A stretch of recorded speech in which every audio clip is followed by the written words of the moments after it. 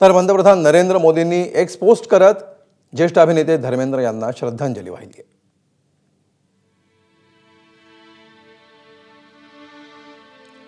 धर्मेंद्र यांचं निधन हा भारतीय चित्रपटसृष्टीतील एका युगाचा अंत आहे।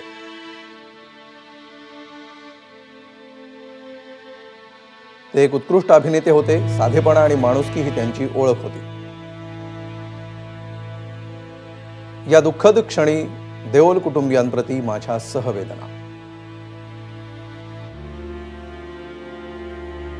पंतप्रधान नरेंद्र मोदी यांची ही एक्स पोस्ट। एबीपी माझा, उघडा डोळे बघा नीट।